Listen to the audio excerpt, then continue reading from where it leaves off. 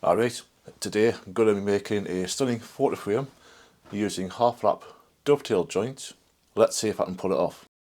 To make the frame I'm going to be using this European oak. First I've got to get it trimmed down to size on the table saw.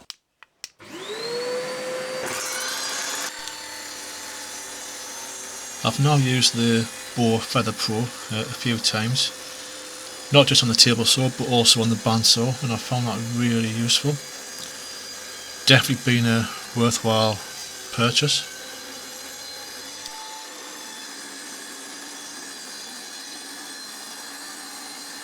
And now I'm going to cut to length on the miter saw. The lengths are going to be at 268mm.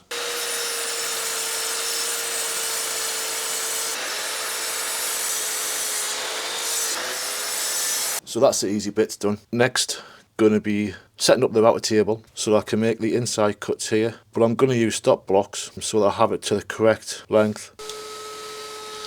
It actually took a while to get the router table set up to make sure I wasn't going too deep or too wide with the cuts, which is always worthwhile doing instead of just going straight into the job itself. So on this piece I've been getting ready for the half lap before I do the actual dovetails. Marked out what's going to be the waste, and I've done the same to this end.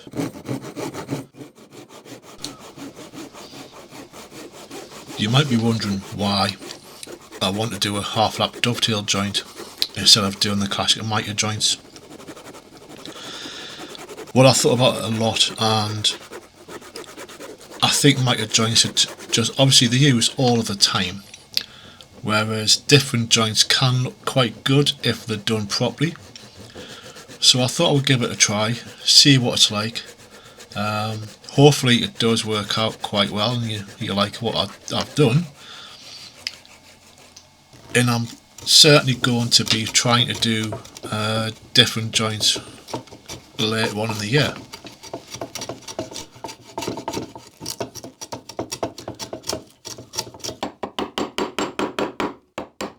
So now you've seen how I do it, I'm going to continue and finish the last one, and then we'll get to marking the dovetails out. Going to mark out the actual dovetails, starting them off 10mm in at either side.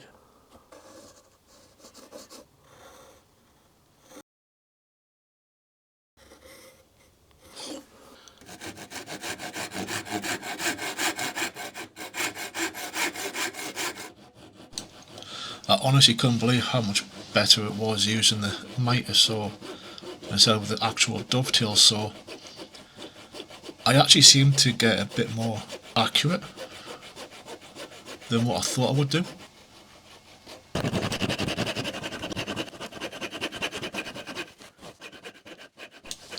Although I still had to do some cleaning up afterwards though, using a chisel.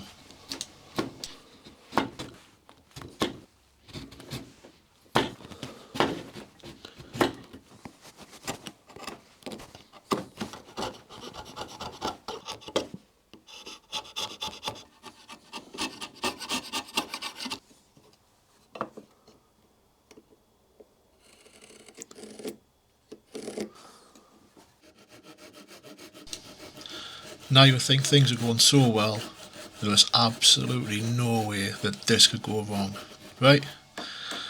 Yeah. Keep watching.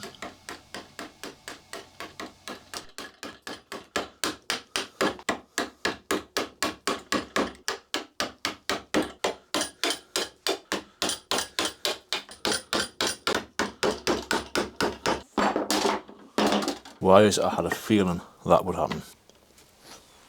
Super glue.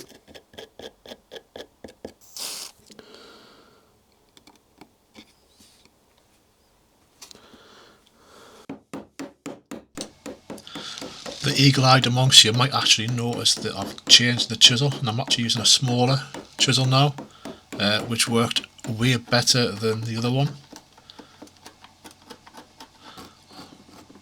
Because I thought it'd be less chance to mess things up using a smaller chisel.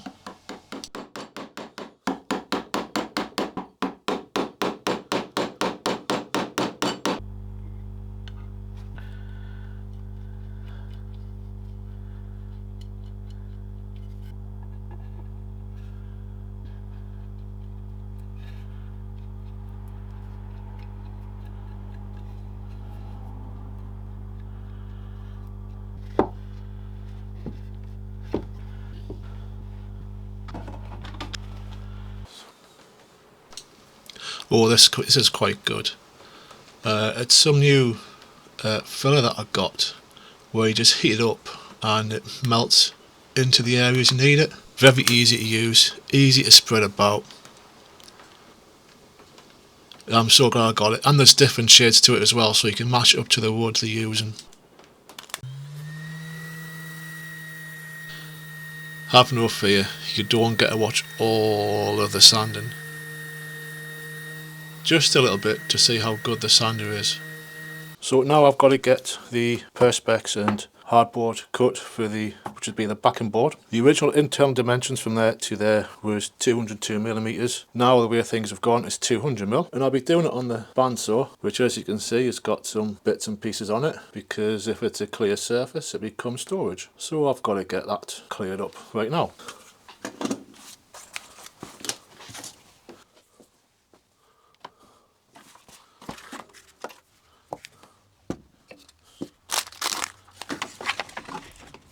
Future project.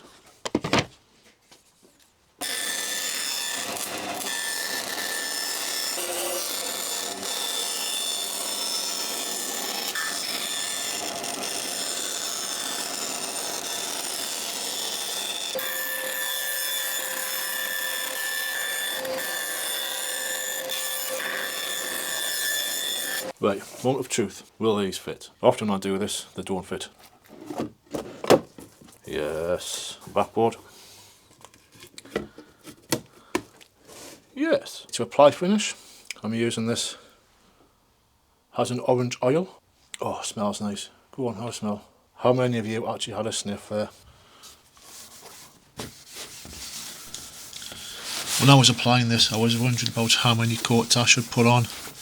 In the end, I just did the one coat, and I was happy with that.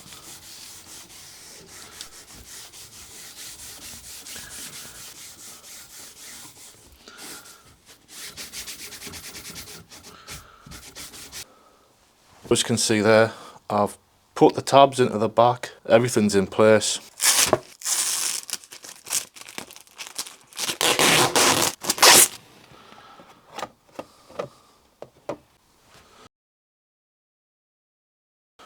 Final result, I think it looks quite good. Just ignore this bit. And the photo, if you're wondering, was taken at Beamish Museum, which is a living museum up here in the northeast. And if you'd like to see a similar video to this, where I made another square frame using miter joints, there's a link up in one of the corners. Maybe miter joints aren't as bad as I thought.